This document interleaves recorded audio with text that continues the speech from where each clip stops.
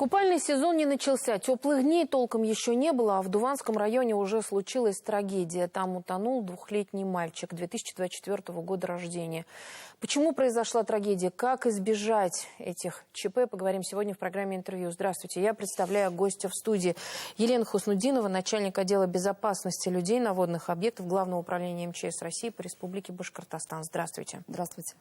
Елена Валерьевна, к сожалению, мы вынуждены начать наше интервью вот с такой вот печальной новости. К сожалению, утонул мальчик. Да, я сказала двухлетний, но год и 8. Год и 8, все верно, да. Расскажите, почему произошла трагедия? Как это случилось? Может быть, семья непорядочная? Все произошло 11 мая. Несколько семей собрались на пикник на берегу очень красивой реки Ай. Дуванский район очень красивый, там живописные места. Несколько семей собрались, как я сказала, на пикник. Там было несколько детей, не только один этот мальчик. Когда необходимость была, часть родственников уехали покормить скот. Это Дуванский район все-таки. Кто остался на берегу, подумали, что мальчик с ними уехал. Через полчаса, когда вернулись родственники, уже увидели, что пропал мальчик. До этого мальчик как раз подходил к берегу. Там очень крутой берег и сразу глубокое место. То есть он подходил, ему говорили, не подходи, но как маленькие малыши, дети, всегда им любопытно, интересна вода. Получается, вот как только приехали родственники, уже начались поиски этого малыша. Да, малышу год и 8, и только 11:30 ночи его, к сожалению, обнаружили в реке, в 10 километров от того места, где был пикник. Давайте отметим, вот крамольную вещь спрошу, как тонут дети? Это происходит тихо и незаметно? Все правильно. Мы привыкли, что в фильмах обычно как бы дети кричат: помогите, спасите. Нет, дети тонут тихо. Они, когда маленькие дети, они вот только, получается, падают в воду, и у них даже нет сил на спасительный вот этот вдох, чтобы выплыть наружу и сделать вдох. Они не кричат, они тонут тихо в течение 1 минуты, меньше даже, чем 1 минута. То есть они уходят под воду, все, и ребенка уже не найти. То есть за маленькими детьми нужен очень усиленный контроль. Иначе дети настолько быстро тонут. И тут нужно, получается, контролировать детей обязательно. Елена Валерьевна, но несчастные случаи произошли и в других городах, районах, да, получается, погибли взрослые, утонули. Да, получается, 9 мая в Благовещенском районе произошло происшествие с маломерным судном. 3 мужчин, получается, на маломерном судне ехали по реке Белой, они так немножко не вписались в поворот, допустили опрокидывание лодки и оказались в воде.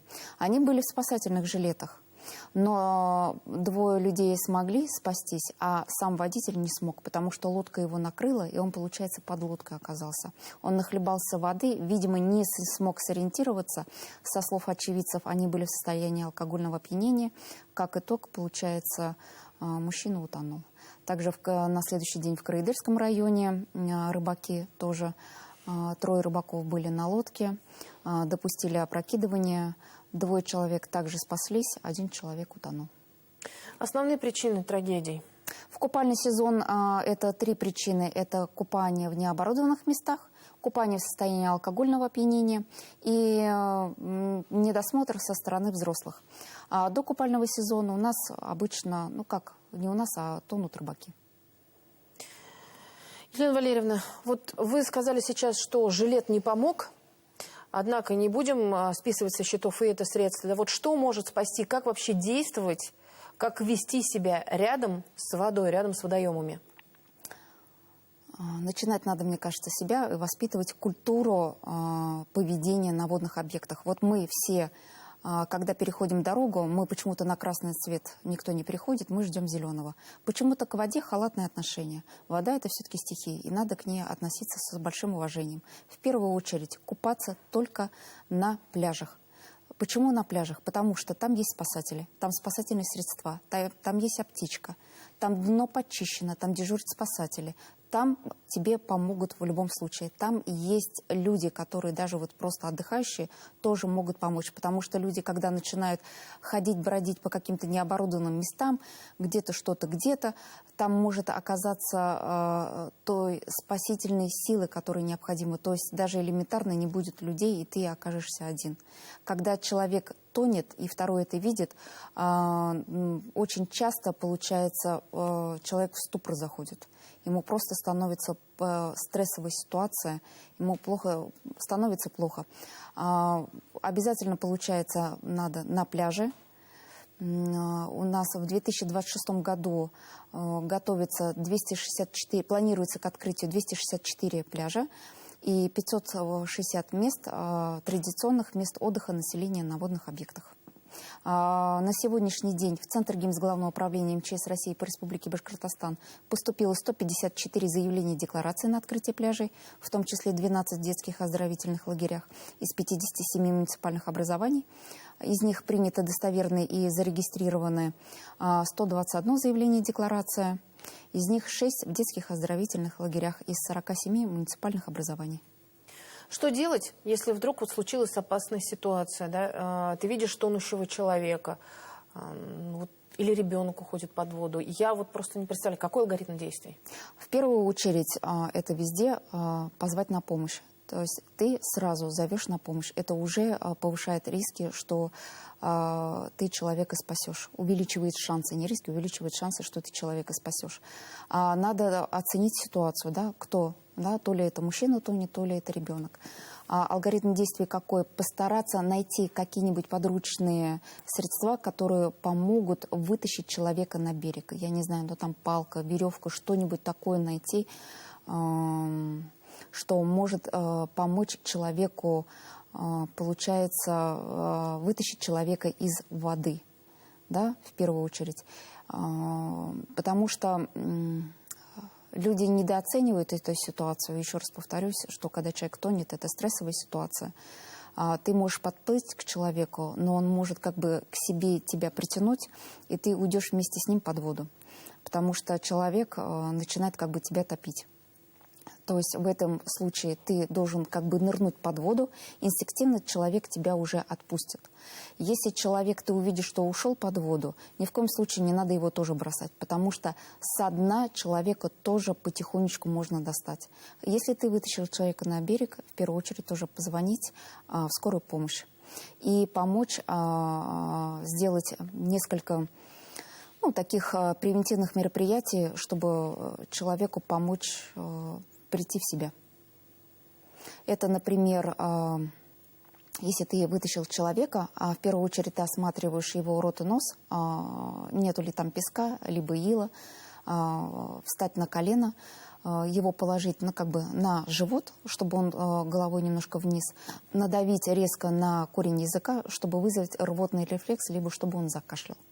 Если это не получается, ты укладываешь человека на спину и делаешь начинаешь реанимационные мероприятия. Это не прямой массаж сердца.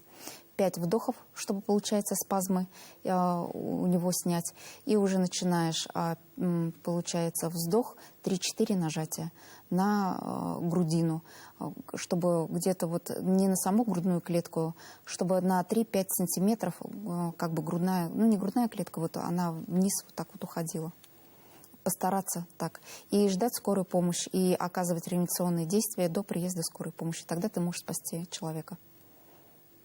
Более 200, вы сказали, откроется официальных пляжей в Республике Башкортостан в этом купальном сезоне. Расскажите, а можно ли сообщить людям, кому-то, да, что есть опасное место, да, или так далее, где водоем и так далее? Что можно сделать? Это обязательно. Получается, в каждом муниципальном образовании в администрации есть специалист ГОУЧС.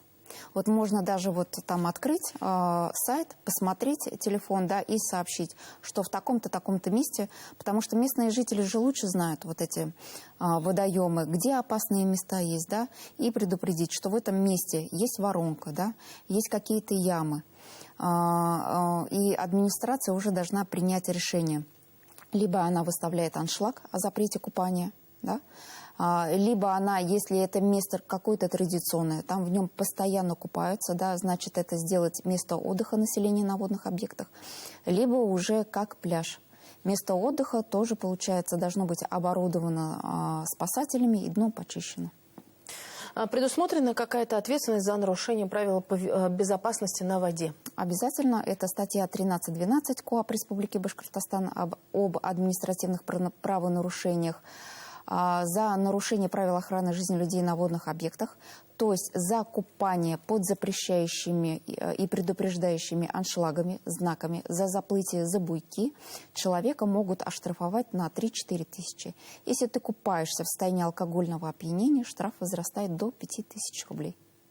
Также, получается, сотрудниками полиции они могут оштрафовать по статье 5.35, это оставление детей без надлежащего присмотра. Елена Валерьевна, давайте еще раз для наших телезрителей озвучим, вот какие в основном есть 3 причины несчастья на водных объектах. Вот что нужно сделать для того, чтобы избежать их? Купаться только в разрешенных местах. Не оставлять детей без присмотра взрослых. Не распивать спиртные напитки. Это 3 основные причины, которые приводят к трагедии. И я так понимаю, что в ближайшее время у нас в Башкортостане ожидается потепление, а вода не прогрелась. И это тоже очень опасно. Да? Не нужно бежать нырять, я полагаю, в водоем. Да, все правильно, потому что комфортная температура воды для человека – это плюс 20 градусов. Она не прогрелась до такой температуры. Почему и запланирован купальный сезон с 1 июня? Как раз она хотя бы немножко прогреется. Вода такая мягкая, комфортная, вот даже вот, купаться вот в июле месяце, вот она как раз и чистая становится, и комфортная для человека, и пляжи уже как раз все полностью будут открыты, и можно будет уже купаться. Но с 1 июня на всех пляжах будут дежурить спасатели. Елена Валерьевна, спасибо огромное, что пришли сегодня к нам в студию. Еще раз напомнили о правилах поведения на воде. Я думаю, что это будет актуально, и надеюсь, что нам удастся избежать несчастья. Спасибо огромное. Спасибо большое. Елена Хуснудинова ответила на наши вопросы. Это начальник отдела Главного управления МЧС России по Республике Башкортостан. Я Роза Хабибуллина. Спасибо, что были с нами.